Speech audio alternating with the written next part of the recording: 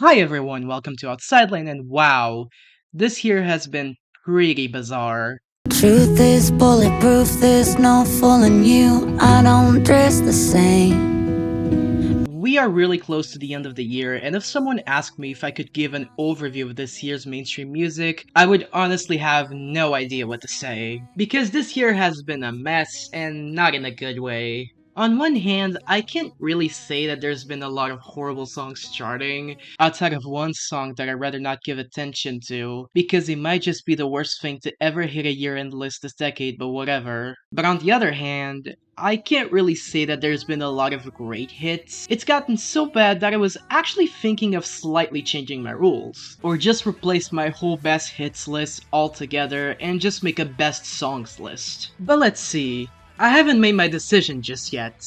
Today we are here to talk about the top 20 of the Hot 100, but actually we are not doing that. And we're not even ranking the top 30 of the Canadian charts. And one more tradition from this channel is tarnished. We are talking about the Global 200, which by the name you can clearly see what it's about. But here the charts are slightly more different. To start, there are no recurrency rules on this chart. So whatever is popular right now, even if it's an old as fuck song from the 70s, it's going to stay there. For example, all of these songs. And not to mention hits from a couple years ago that are still very strong. For example, did you know that Someone You Loved by Lewis Capaldi is still in the Hot 100 of the charts? What a nightmare. So it was much harder for me to remove some of these songs for the ranking. But I decided to stick with the rule of, if the song has appeared on my top 20 rankings twice, I am removing it. But I decided to add another rule, which in this case is, any older song that isn't relevant to the conversation, for example, getting a massive boost which led to re-peaking, I am removing that too. So with those rules, I am removing these songs out of my top 20. Hello, Future Maddie here. So, something actually happened. If you are not noticing, there's actually one song missing from this top 20, and let me explain what happened. So, Billboard decided to fuck everything up and they just forgot to add one song to their chart entirely, and that would be Slow Dancing by V, and by my rules, I would actually have to talk about that song, at least with the updated chart. But when I was making this video, I actually just used the non-updated chart and just completely forgot to add the song, so I'm sorry about that. Either way, the song's pretty good, so here's my opinion about it. I like it. By the way, the week I'm using is from September 30th, or the week after the Guts album bomb. If you want to see my opinion about Guts, go check out my review about it. Okay, with that out of the way, we actually wound up with a pretty decent ranking, with only one bad song, which is also one of the two repeats for this ranking.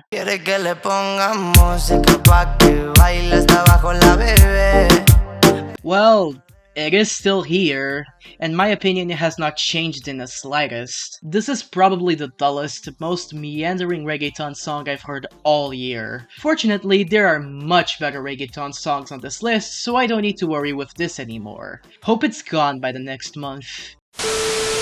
Well, it took me long enough to get to this one. Telling myself I won't go there. Oh, but I know that I won't care. I guess we have the punching bag of this year's worst lists. And once I heard it, yeah, I got it right away. So for the people who aren't aware, David Kushner, no, he's not related to Jared Kushner in any way. At least I think so. Is an artist from Chicago that has a big audience on TikTok. Because, of course. And because of that following, it led to this song becoming a major hit worldwide. And yeah, I don't think I like this. I'll say that there's good things about it. I like his voice. I mean, at least until that ugly vocal filter is dropped into the chorus. But hey, I like his baritone, and his upper register is decent. And there's some decent build-ups in the pre-chorus. But man, there's just nothing to this. This was produced by the same guy who produced a lot of Hozier's music, which Wow, can you tell? From the very bare bones instrumentation that only gets some okay swell in the final chorus, but even then it's not saying much, and then you have the lyrics that are just basic ass shit. Like this shit pretends to be so deep, but yet it's as deep as a post from a 14-year-old on Tumblr. I mean, sure, there's a team you can develop, where the things we love most can be the most harmful, but he does absolutely nothing with it. So yeah, I understand why it's really disliked, even if I don't dislike it as much. I don't know, talk to me in a few months, maybe I will. But for now, yeah, it's just mediocre. Tú quieres mami, se le viran los ojos, la miro y se relambe. Look, when I said that there were better reggaeton songs on this list, I wasn't talking about this. I'll be honest, I have no idea where this all came from. I mean, of course I know who Myke Towers is. He's been a big presence in reggaeton and he's had a lot of hits in the global charts, but never really managed to get that big hit stateside. But well, I guess it happened because this song got viral on TikTok because I honestly have no idea. And man, this sure is a song. It's as standard as you can get from reggaeton, although that synth bass isn't bad, but the percussion is still pretty overbearing and the Lala ad-libs are just absolutely annoying. Like, if that wasn't there, I would have probably been more charitable to this, because there are things about this that I don't mind, but my god, I just can't with it. And I'll be honest, Myke Towers doesn't really impress me that much here. I mean, I guess it's not the worst reggaeton hit of the year, La Bebe is much worse than it, but it's also not that interesting. Next. Oh, we have a lot to talk about this one. A lot more than I expected. Bitch, I said what I said. I'd rather be famous instead. I let all that get to my head. This is our new #1 hit, and it is quite an impressive one, being the first #1 hit from a solo female rapper of the charts, which is quite shocking knowing that a month ago, Doja Cat was trying to sever all of her ties with her fandom. Now, I could talk about that topic on itself, but it is much more complicated than you expect, and I would be here for hours, so here's the quick notes of it. While I do think she has a point on how fandoms can be very weird and borderline creepy, especially a subset of her fandom that only really cares about her looks, there's also fair reasons why some of her fans are kinda worried with her, especially knowing who she's aligning with. But I guess that went nowhere because, again, this wound up becoming her biggest solo hit to date, and knowing that she said she was going for a more different approach with her music, I am quite disappointed because this is literally the same shit she was doing with her last albums, and it's not even that interesting. I guess the sample isn't that terrible, even if the horns do sound kinda flat, but honestly the only thing that makes me wanna do is listen to the original song Walk On By Dionne Warwick, which is great by the way. And I guess there's some details in the low end that I like. The keys throughout the verses and the synth on the pre-chorus do sound nice, but the beat just doesn't really work for me. It just seems like it's lacking something for some reason. Maybe it is trying to go for more of a lo-fi vibe, like one of those 24/7 beats to study YouTube videos, but it just does nothing for me. So yeah, while the hook is catchy, I'll give it that. If this is what Doja is banking on, I'm just not gonna care for it that much. And you know what's worse? There was at least something different with the other songs she released. Attention was a boom bap song that honestly worked way better than it had any right to, and Demons, while it really sucks, it's at least something different for her. This is just absolutely nothing. Next. You bitches really get carried away, making mistakes, then you beg me to stay. God damn it, Drake, do you really have to bring good artists into your own mess? Okay, I'm not gonna be mean this time because you know what? This isn't that bad. I mean, I'm not gonna call it great per se, but you could do a lot worse than this. But honestly, the best things about this is pretty much everything that doesn't involve Drake himself. While the beat does drag a little bit, I mean that's kinda what happens when you reach the 5-minute mark when you really go nowhere with the beat itself. But it's not bad, it's at least much better than Search and Rescue. I'll be honest, the only reason why this is somewhat interesting is SZA herself. She just runs away with her verse, clapping back at Drake for the toxic relationship in this song. I mean, it's a shame that Drake gets the last word, but at the same time, who cares? This is just another Drake single, a slightly above average one because SZA keeps sizzing even at the worst occasions, but it's not really enough to keep me intrigued. That's all. Young gun no one that back calling me splurge. Ride me jump right off the curb. Bentley Smurf fly like a bird.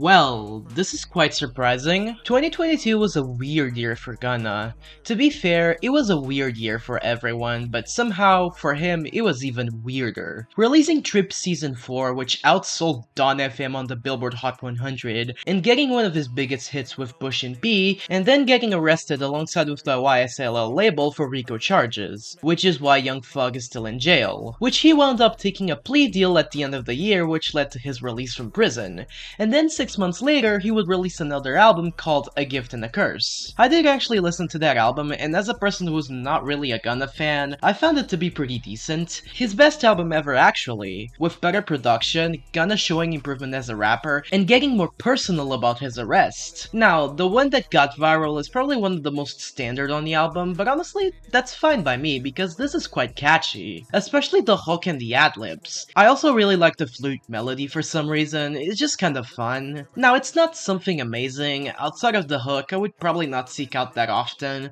but you know what, this is still okay. There's not really a lot to say about this one. It's decent, and I'm fine that it is sticking around.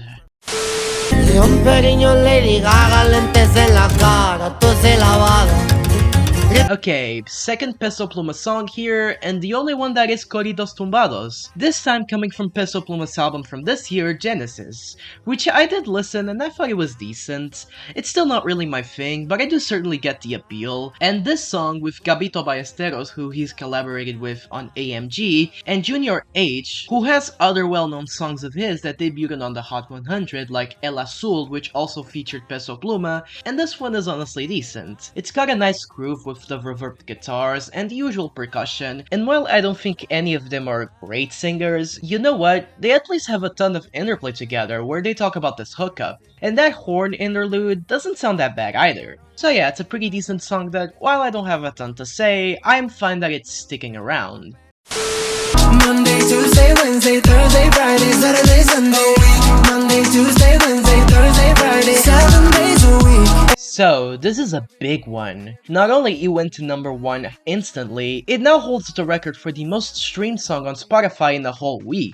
It also overtook the record for the fastest song to reach 100 million streams on Spotify, which took the record from Flowers by Miley Cyrus. For some reason, that still doesn't sound right. And I guess it makes sense. Mash one of the most popular members of BTS with a pretty big rapper, and that's what you get. But unfortunately, the song isn't as good as I wanted it to be. But either way, it's still a pretty decent song. The first thing that I got reminded was 7 Days by Craig David, a pretty decent song from the early 2000s that has the same theme as this. Although sonically, it does not remind me of 7 Days, it actually reminds me of Fill Me In, Craig David's other big hit from the 2000s, mostly because of the two-step percussion. And for what it is, it's nice. I like the guitars, and the synths in the hook are cool, I guess. Jungkook sounds fine, and Latto does help a little bit with her performance in the bridge. It's also none of these artists' best, and the lyrics are honestly pretty standard and maybe even generic. You know what, I'm happy to see a Garage song getting some attention. I'm just a bit disappointed that it's not that interesting. It's still decent though, I'll take it. Well, I ain't gonna make friends with this one.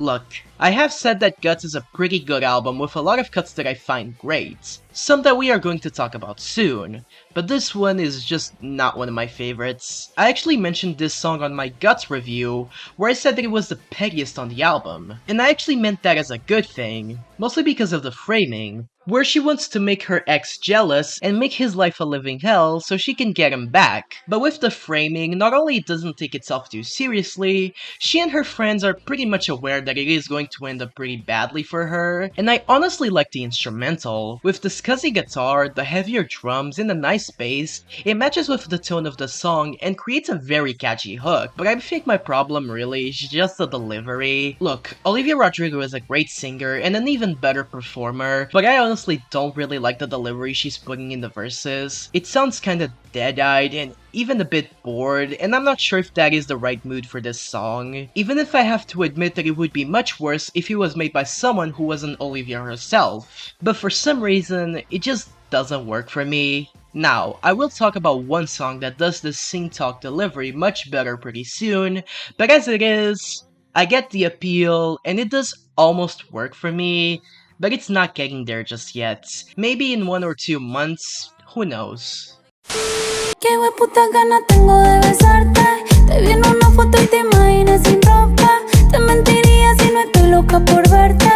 Okay, last song with Peso Pluma in it, and this one actually comes from Karol G's deluxe edition of the album she released this year. And hey, this one is kinda nice too. Probably the best reggaeton song that Peso Pluma has ever been in. I mean, he still doesn't sound that great, he sounds better on his regional Mexican songs, but it is still an improvement from La Bebe. But honestly, the star of the show is Karol G, who just overtakes the whole song. I mean, it makes sense, it's her song, duh. Where she curses his ex and his current partner while still wishing that he was still with her, while Peso Pluma, who plays the ex, has moved on to another partner but still kinda wishes he was with her because she's just that hot. I mean, he's supposed to be the bad guy in the situation, but it's still kinda funny. And honestly, the instrumentation is decent too, with the nice keys complementing well with the reggaeton beat. I'll say that I did prefer if it had a bit of a faster tempo, but as it is, it's nice enough. I prefer Mi Ex Tenía Razón, which is the other hit from the deluxe edition because it's just a delightful song, but I'm fine with this one sticking around.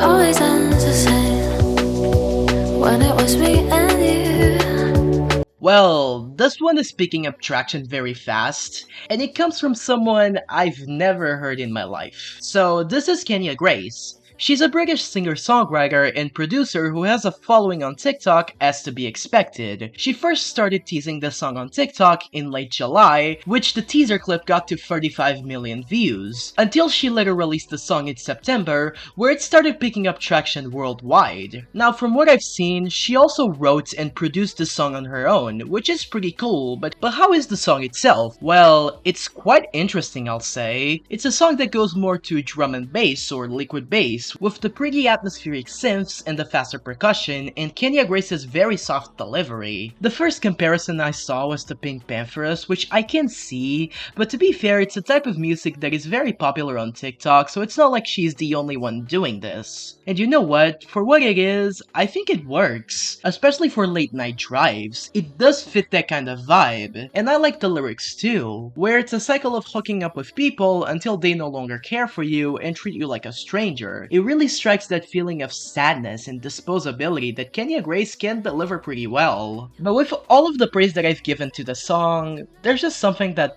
doesn't really work for me. Don't get me wrong, I get the vibe, but I like my drum and bass with a bit more energy. This more moody type of drum and bass is not really my thing, even if I can admit that there is qualities about it. So yeah, even if I'm still underwhelmed by this, it's still decent. Oh yes, I love Greedy by Ariana Grande, but why is it this low? Oh hi, I'm so sorry to tell you, but this is not the song we're talking about. It is a song with the same title though. Oh, really? Well, I'm sorry for interrupting your video like that. Nah, that's fair. I love that song too. Anyways, here's the song I'm talking about. He said, "Are you serious?" I try, but I can't figure out. Ooh, this is not as good as Greedy by Ariana Grande. Wait, why is everyone interrupting my video all of a sudden? I don't know. I just wanted to express my opinion.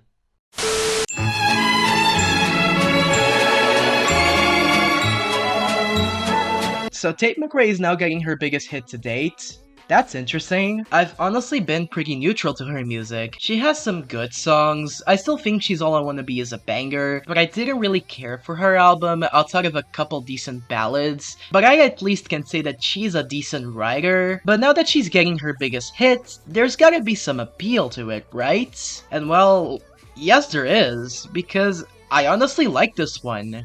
Now I have to say that I like this way more than I expected because it's hitting a lane that I've always been fond about, which is the mid-2000s pop/R&B scene. In this case, Nelly Furtado Luz era, especially with the promiscuous interpolation, and it's pretty well produced, emulating the sound pretty nicely, where Tate McRae tries to explain to this guy to not be greedy and that she's more difficult to open up to other people. It takes time for her, which is obviously fair. Now if there's one thing that I don't care that much about is Tate McRae's vocals. I mean, she sounds fine on the verses, but by the hook she just sounds more shrill. Give this to another singer and it would be much better, but honestly that's not really enough for me to dislike the song. It's just too much fun for me to care. So yeah, it's not perfect, but it's still pretty solid.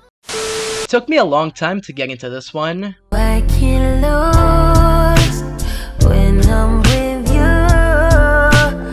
How can us snooze? I guess this is the sleeper hit of the year, a pretty standard SZA song that gets viral on TikTok and slowly climbs its way into the top 10 until it actually becomes massive by the third quarter of the year. And it kinda makes sense that this was the longevity of this song, because it's just slowly getting better for me. I mean sure, it's far from the best song on SOS. Again, the album is 23 tracks long, and the deluxe edition is coming soon, hopefully, but I don't know, it's just a pretty sweet ballad with just a dreamy atmosphere with the guitars, the bass, and SZA's amazing vocals. As itself, it's just a vibe and a half that I can't get sick of. I understand why it's getting massive now because it's just perfect for the fall season. And the lyrics where SZA wants to put everything on this relationship, even if it feels like she's the only one putting effort into this relationship, it really fits with the themes of the album. Kinda feels like the prelude of Kill Bill in my opinion. The relationship she put everything into ends and SZA just can't really bear with it, so she just kills the guy. Man, if you actually think about it, it's actually kinda dark.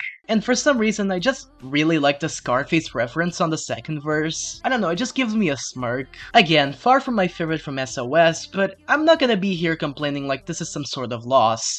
Any success for SZA is a win in my books. So yeah, good song. I am happy that this is here. Also, there's an acoustic version of Snooze with Justin Bieber. Don't ask me why.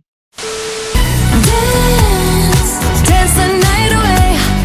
My heart could be burning, but you won't see it on my face. And speaking of songs and events that took me long to get through, so how was everyone's Barbenheimer? I watched Barbie and I thought it was great, and I still have no idea what an Oppenheimer is. By the way, I'm just kidding, I just couldn't watch the movie because I live in a small city and I'm like 3 hours from a city with a theater. I'm not the sad one, you are, shut up! But yeah, saying that Barbie was a success is pretty much an understatement. It is pretty much the most successful movie of the year, being one of the 2 movies to reach $1 billion at the box office worldwide alongside with the Super Mario movie, with a lot of critical acclaim while pissing off a bunch of conservatives for the stupidest reasons possible, and sparking a surprising amount of hits with its soundtrack. We're gonna talk about 2 of them today, although if I used a week earlier from this year, I would have also been talking about Barbie World, which is honestly a song that works way better than it has any right to. But we're not gonna talk about that one today. Instead, the first song we're gonna talk about is the first song to be revealed by the soundtrack, Dance the Night by Dua Lipa, which also happens to be the first big Dua Lipa release since the deluxe edition of Future Nostalgia back in 2021. And to be fair, this is a good song. It's pretty much what you expect from a Dua Lipa Barbie soundtrack song. A party song with a flashy melody with some nice strings and a great groove, and Dua Lipa just selling it with perfection. Now, I understand that a lot of people are sick of the 2020s disco trend, and I guess it's fair, and also this isn't doing anything revolutionary either. If this was on Future Nostalgia, it would very much be on the mid-tier of that album, and it isn't even the best song on the soundtrack, but you know what?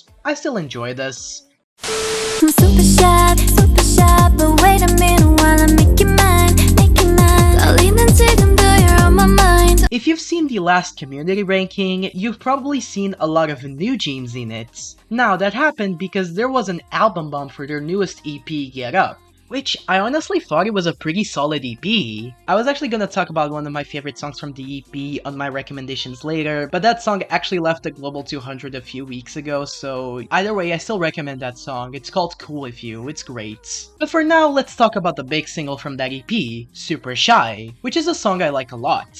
This one is a bit different from some of her songs, but not something unpredictable from them to do, going for a mix between Jersey Club and drum and bass, which is honestly very welcome, not just because of how great the percussion and bass sounds, but also the bright synths that makes it even better, as well as the performances from all of the singers. There's honestly not a ton to say about this one, it's just a really sweet song that just sounds absolutely great. I am glad to see them doing well in the charts. Well, this one is a bit surprising. Rod girl, whiskey's gonna ease my mind. As the moment I'm writing this, which is currently September 30th, Bryan released his self-titled album, which was instantly successful. I'm not kidding, the whole album debuted in the top 20 of the Spotify charts and had a gigantic album bomb on the Hot 100. Something that legit shocked me. I mean, I knew he was big, but not to this level. Now, I am gonna talk about the album soon on a separate video, but probably the biggest surprise of all was this song being the biggest on the album. The collaboration with Kacey Musgraves, one of the most beloved country artists of the last few years. And this is not just surprising, but also so satisfying, especially knowing what Kacey Musgraves went through, on how she was blacklisted by country radio for being a progressive voice on a very conservative bubble. And she hasn't been the only one. Just look at what happened recently with Maren Morris, or go back 20 years ago to see what happened with the Chicks. It's never been easy for a lot of women and other minorities to rise on the country scene, and knowing that this is going to be shipped to pop radio instead of country radio is very telling. So seeing Bryan elevating Kacey Musgraves to a #1 hit with no support of Nashville or radio is legit amazing. It's also a good thing because this song is legit great. While Bryan doesn't sound all that great, it honestly contrasts really well with the lyrics, and Kacey Musgraves just sounds amazing on this as always. Where Bryan drinks to forget his ex, all of the memories they shared together, but he just can't. He still remembers everything. He wants to forget all of those memories that, yeah, they were good, but now they just have a negative connotation on him because of the rough breakup, while Kacey shares her perspective on how he could never live up to the man he promised to be. And while she understands that the breakup is rough, and that he's trying to drink to ease his mind, he never really did the same for her, again showing that he could never be the man she wanted him to be. It's a pretty fascinating portrayal of this relationship that is just so well written. Now, if I have to nitpick, is on the instrumental itself. I mean, I like it, with the acoustic guitar complementing well with the percussion, and some pretty solid strings, but it's also not really gripping me as much as it should. Again, I still like the instrumental, and the lyrics are just strong enough that I wouldn't even care if the instrumental wasn't that good, but it also leaves me a bit underwhelmed. Still, I am happy that this went to #1 though. I used to float, now I just fall down. I used to know. And speaking of Barbie and songs I should probably like more, we have this Billie Eilish single that I think it's great, but I wish I had more strong feelings about it. Now, that is not to say that this isn't great, because it is. Yeah, it's a spare piano ballad, but it still sounds great because Phineas is just that good of a producer, and Billie's just that great of a singer. I legit don't get why people said she was a bad singer back in 2019. Some of y'all were just fucking crazy. With some really strong lyrics about not being sure who she is anymore, and not being sure where she fits in. A good old identity crisis. And it just gets better once you get the context of the movie, mostly because it takes place in one of the most emotional and pivotal parts of the movie. If you wanna know what it is, go watch the movie, it's on digital. So yeah, it is a great song that I unfortunately don't love it, mostly because I feel like she has emulated the sound a lot better, and I don't know, it just feels like there's something missing for me. It might be better with a couple more listens, but for now, yeah, it's great, but it's not amazing just yet. So, who is up for more Olivia Rodrigo? Hate to give the satisfaction asking how you're doing now. How's the castle built of people you pretend to care about? So when I made my review for Guts, I said that Vampire wasn't a good idea for a lead single, and I honestly still stand by it. Again, it doesn't really feel representative of the album, it's just a whole different mood from most of the songs from Guts. But that doesn't really mean I don't love this song, because I think the song is fantastic. Now, from all of the singles, this has probably been the most divisive, and at first, I didn't get it, but looking into it, yeah, I can somewhat understand. While the composition itself on paper sounds a bit clunky, honestly the execution really works, starting slow but amping up the intensity by the second verse. Especially with those breakdowns at the bridge and at the end of the song. And Olivia Rodrigo sells the intensity really well, and while all of it kinda sounds musical theater-ish, if Glee was still airing, they would 100% make a cover of this, trust me. But I think it brings the best parts of it. I mean, Olivia Rodrigo has always sounded like a theater kid, but like a cool one, not an annoying one. And yeah, the lyrics are kinda sloppily written, specifically the main lines from the hook, but there are moments that I do really like. For example, how she calls out this ex who manipulated and gaslit her for going after her because he knows that girls his age would know better than to date him. So yeah, even if I can admit that the song has some problems, I just don't care. I just fucking love this. Anyways, y'all wanna have some fun? Haven't heard from you in a couple of months, but I'm out right now and I'm all fucked up. And you're calling my phone, you're all alone. Okay, yeah, this one is much easier to explain why I love it. It just fucking slaps. Now, it took me a bit to grow on me, especially the sing-talk delivery on the verses, but honestly, I think it works really well here because it has this snarky and sassy attitude that I think Olivia Rodrigo can sell so well, while the instrumentation is just so good, with that main riff, the drums, the hook that just fucking bumps, and that guitar solo at the end that is just so satisfying, and it all fits with the playfulness of the lyrics, where Olivia knows that seeing this ex is very much a bad idea, and it's gonna end up pretty badly, but you know what, fuck it. She's already there, might as well have some fun with it. It's just a little hookup, right? It's just a silly song that is self-aware enough to never take itself too seriously, and it makes it all the better. I mean, it might have taken me a bit to understand this one, but I am so happy I did. Anyways, number 1 is Cruel Summer.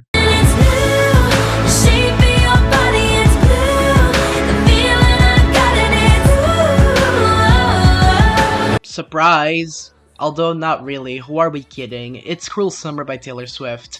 What can I say at this point that hasn't been said? Everyone was begging Taylor to release the song as a single since its release, and I mean, it would have probably been released if it wasn't for COVID, but because 2023 was the year of the redemption arc for underrated songs, just this year we got Ceilings by Lizzie McAlpine, and See You Again by Tyler the Creator getting viral, and also because of the Eras Tour, Cruel Summer finally got its opportunity, with now being the biggest single from Lover. And for damn good reason, because the song is just fucking phenomenal. From one of the best bass lines of the year alone, to that punchy percussion, with the amazing synths, with one of Taylor's catchiest hooks, and the lyrics, where she describes the anxiety and uncertainty of her relationship during the summer, it kinda fits with the tone of the song that while happy, it has the tone of anxiety just lurking in the shadows. I mean, I don't know what I can say at this point. I just fucking adore this song like most people in this community. I've been waiting for this moment since 2019, and you know what? Better late than never. Now if she could also make Paper Rings a hit, that would be amazing. Please do that, Taylor. Well, the ranking is over, but the video isn't quite done yet. What if I talked about some songs I just really like that are on the Global 200, and maybe even the Hot 100? Let's mention 3 of them.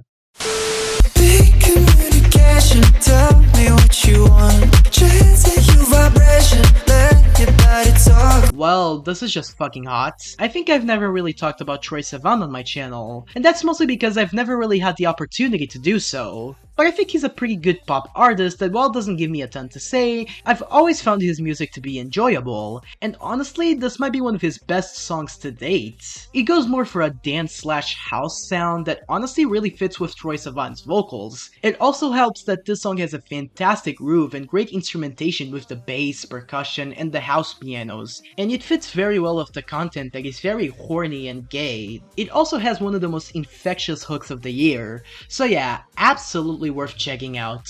It should be huge, but knowing Troye Sivan's chart history, I don't think it will. Well, it's at least better than the other single from the album.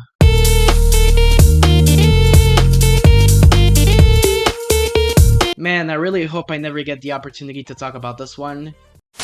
You eat this ass like a plum. This pussy tight like a nun. But I chew it up like it's gum. I guess Cardi and Megan collabed again. I mean, it was gonna happen at some point, but I'm not sure if he was gonna have the same magic that WAP had. But you know what? I'm open-minded. These two have a lot of interplay together, so it could be great. And yeah, it is. Now, I will say that it took me a while to understand. I like the beat. It feels inspired by Brazilian funk, especially with the vocal sample, but it's also just fucking slaps, especially when the heavier bass kicks in. Now, it doesn't really translate into an actual hook, but I got used to that. And like most times, both rappers sound great on this, especially Cardi because she kinda amped up the intensity of her delivery and it kinda sounds great, complementing very well with Megan, especially when they trade bars with each other. Now, this isn't better than WAP, it doesn't really have the same appeal that one has, but you know what, I'm still happy with what we got. So yeah, check this one out if you haven't. So take me down the road that's a little bit windy. Well, I guess I'll use this part of my video to mention one of my favorite songs from the self-titled Zack Bryan album.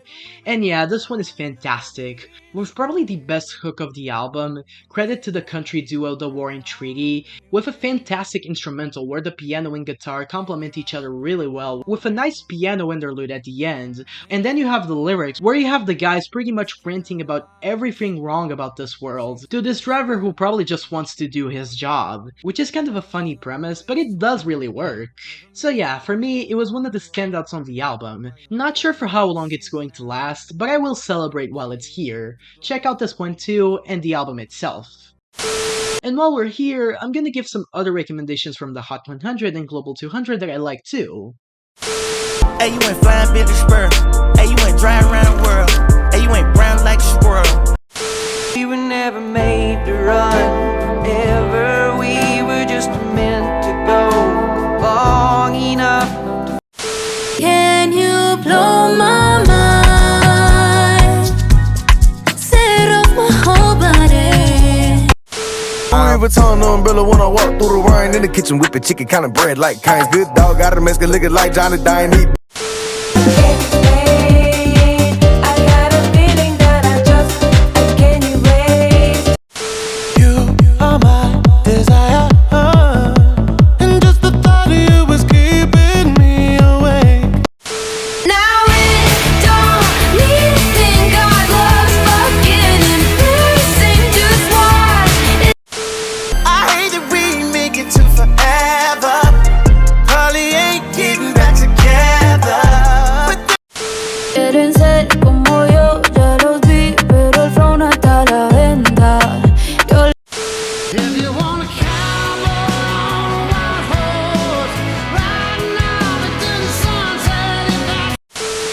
Entre lagunas de mi mente que se hacen por saber que se siente. I ain't proud of all the punches that I've thrown in the name of someone I don't know. Well, this was the video. I hope y'all liked it. If my voice is a bit strange, it is because I've been recording this for a while. Probably like an hour or even an hour and a half. I mean, once you record something for that long of a time, that's going to happen. So my next video, well, I'm gonna keep doing these album reviews because I've actually been liking doing these. And for those who aren't aware, I actually revived a series on my channel called Decade Countdown, but instead of being for the 2010s Decade End List, it's actually for the 2000s Decade End List, and it's going to be on the shorts format, so if you haven't checked out those shorts, go check those out. It also comes with the 2000s Decade End List that I'm currently making, so if you also want to do that, the link is going to be in the description below. And after that, well, you also have the audience recommendations video that is going to be released either at the end of the year or beginning of 2024, and either best hits of 2023 or just best songs of 2023. I still haven't decided. I'll reveal it once I have everything figured out. So yeah, that is it. Subscribe to my channel, follow me on Twitter and other social medias I have like Instagram and Blue Sky, and yeah, that's it. I hope I see y'all in the next video.